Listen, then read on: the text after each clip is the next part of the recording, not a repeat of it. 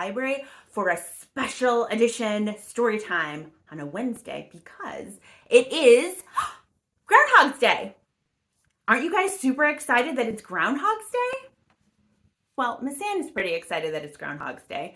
It's one of her favorite storytime days is the Groundhog Day storytime. But we're not doing in person right now, so I thought I would come to you special edition styles and do a Groundhog short, baby, not a full story time, but let's just talk about Groundhog's Day. On Groundhog's Day. Now, Miss Ann is cheating just a little bit because you're going to see that it's pretty sunny out because I shot this video yesterday, not today. So when we're talking about finding your shadow outside and looking at that kind of thing, maybe it's going to be harder to do today than it was yesterday when Miss Ann shot this, but it doesn't matter.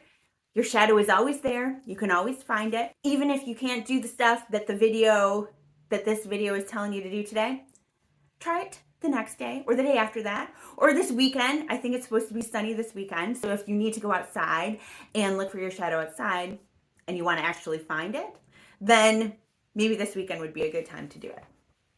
Anyway, so let's talk about Groundhog's Day in general. What is Groundhog's Day? What is a groundhog? What is happening? We have all of these questions. And a great place to find the answers to these questions is, you guys already know, you know what Miss Ann's gonna say, it is at the library. And even though we're not gonna read this full book because it's pretty long, this is a book you can see it's called Groundhog's Day. In this, it talks about what Groundhog's Day is. Basically, this is a groundhog. A groundhog is a furry rodent. I'm gonna read from the book. It is a mammal that can weigh 5 to 10 pounds. It usually grows to about 20 inches long and has a short tail and short legs. Also, groundhogs have sharp front teeth, kind of like beavers. So they have to bite things all the time so that their big front teeth don't grow so long like they're saber-toothed tigers or something. They have to gnaw on twigs and branches and all that kind of stuff to keep their teeth basically inside of their mouth. Isn't that a crazy thing that they have to do? And they also eat leaves and flowers and berries. And some of you might have seen a groundhog in your backyard because you can find them around here. There's other places in the United States and other places around the world. Actually, a lot of places around the world don't have groundhogs, but we do here where we live. They live in burrows underground and they make little chirpy noises when there's danger and they hibernate, which is why I think this whole Groundhog Day thing even came about in the first place, because back in the day, back in the long, long ago, before your grandparents were born and well before that, they didn't have weather people that were on TV that were going to tell you that there's going to be a giant winter storm or that it's going to rain and rain and rain for 5 days or it's going to be sunny and hot. They had to guess all the time. And they had to pay so much more attention to the weather than we have to, even though we're paying a lot of attention because we might have a snowstorm later this week or we might have a giant thaw and it'll get all mucky to go around in. And you guys want to know if you can make a snowman or not. We pay attention, but as much as people paid attention a long, long time ago. So they had to come up with their own guesses as to how the weather was going to work. So they made up stories and they would watch what other animals and what nature was kind of doing to see if they could maybe get some hints as to what was maybe going to happen next. And a good way to do that was to check on animals that would hibernate. And you don't really want to check on a hibernating bear because that seems pretty dangerous. But a hibernating groundhog, not as worrisome. So a groundhog sleeping in its burrow might feel the changes in the earth if the ground was getting warmer before people that were living on top of the earth would feel it. So it might creep out and look around and check and see if it was ready to be done with hibernation. So that kind of translated into the idea of let's look and see if the groundhog sees its shadow. And if it sees its shadow and goes back in, then we're going to have 6 more weeks of winter. It's going to be cold and snowing and all that kind of stuff. It's going to be wintry winter. But if the groundhog doesn't see its shadow, then spring is going to be here much sooner. What happens with Groundhog's Day is that they picked a day and it kind of evolved into today. And that's a day that they make this little celebration in this place in Pennsylvania. They check in with the groundhog and see if the groundhog sees its shadow or not. You can see when you go outside if you see your shadow. You have to do it during the daytime, not at night, because you won't see your shadow at night, of course. That has to be a daytime thing. So just, you can see, and if you think that we might have 6 more weeks of winter or not. It's made up pretend silliness, but it's kind of fun to do anyway. So, let's talk about trying to find your shadow. So you can see actually right now that you can see a little bit of Miss Ann's shadow in the picture that is right behind me, right on this little picture that I have. So when I move back and forth, you can see my shadow. We're going to do a better representation of shadows. But to make a shadow, you need 2 things. Well, really 3 things. You need something to make the shadow, like right now it's Miss Ann's head. And you need there to be darkness and you need there to be light. You need both to make a shadow, because if it's too dark, there's going to be no light to shine and make a shadow. And if it's too light, it'll just wash everything out and everything will be covered in light and you're not going to be able to see your shadow. What is a shadow? A shadow is just something getting in the way of a beam of light. So the light from Miss Ann's window is trying to shine into her living room, but Miss Ann's head is getting in the way of where the light wants to be. And so when that happens, a shadow shows up. So your shadow is always with you because you are basically your shadow, right? Your shadow only shows up when light shows up and shines on you, and then your shadow shows up behind you. So you can see, Miss Ann's going to move really quick. Now you can see in that picture, there's no Miss Ann head shadow. And as you can see, is she's going to come back and sit down. If you're watching, you can see her whole body as it sits back down, and you see the shadow appear in the picture. So we're going to try and find Owl's shadow right now. Isn't Owl really cute? I bet Owl's shadow is really cute. We are going to use our friend Owl here to demonstrate how to find a shadow. So right now, Owl doesn't really have a shadow that we can see. It's probably there, because you always have a shadow with you all the time. But you can't see it because remember when we said the thing that you need to find your shadow is you need light and dark too. If there's too much light, you're not going to see your shadow. If there's not enough light, you're not going to see your shadow. So we need the right amount of both to find your shadow.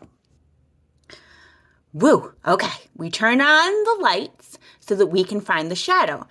But as we talked about before, your shadow is always hiding behind you or in between. You are always shielding your shadow from the light. The light is always going to be in front of you and the shadow is always going to be behind you. So we are going to look and see if we can find Owl's shadow, because we can't see it from here because the light is in front of him. But if I move the light over here, look, we can see Owl's shadow. Look at that. The shadow's dancing around as I move the light around. See? Dancy Owl shadow. You can see the lights right there. But if we put the light right on top of him, we can't see the shadow because it's kind of underneath Owl. And if we pull the light back over here, we can't see the shadow because it's behind Owl. See? Cool. All right, so now that we found Owl's shadow, we're going to go and find Miss Ann's shadow. And we're also going to talk a little bit more about how adding more light or taking away the light, how that makes your shadow show up. So if you're looking for your shadow, that's something that you're going to want to try to play around with to see if you can get the best shadow. Okay, we're going to show this one more time, but with Miss Anne's hand. So she gets to dance with her shadow. So you can try that at home too if you want to. Turn on some music, put a light on, dance with your shadow. Right now, you can see Miss Anne's trying to make a shadow, but it is too dark in here for you guys to see her shadow. Because remember, we need light and dark to make a shadow, right? But if I turn on a light,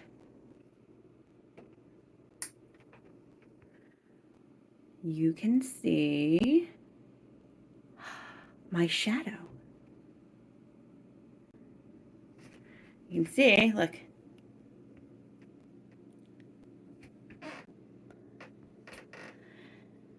Dancing together. And remember, you got to keep the light behind your hand. You can see right here that the light is behind Miss Anne's hand. So it's in between the thing you're seeing your shadow on and the light so that your shadow appears. But I could put more light on and you'll see you can still see my shadow, but it gets faded. See, you can still kind of see it. It's still there. I mean, it's always there. But it just gets harder to see, right? And if I add even more light, it gets even harder to see. See?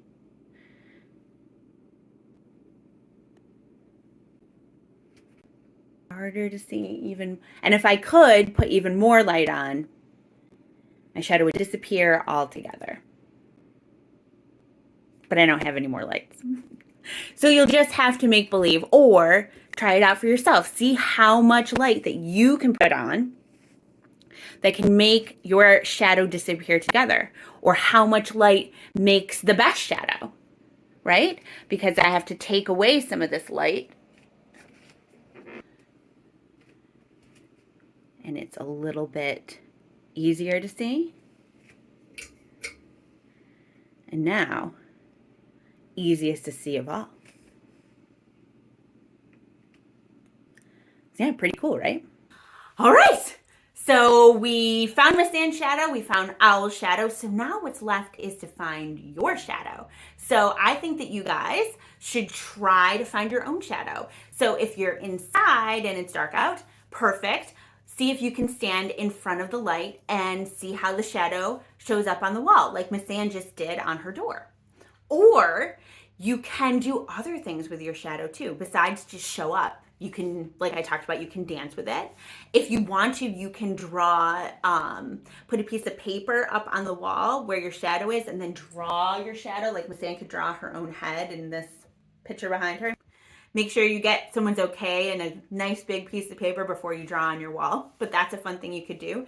You could also play shadow tag, which is really fun, where you don't get like a bunch of people together. It usually is nicer on a sunny day like it is right now on Miss Anne, and maybe not how it is outside for you guys right now.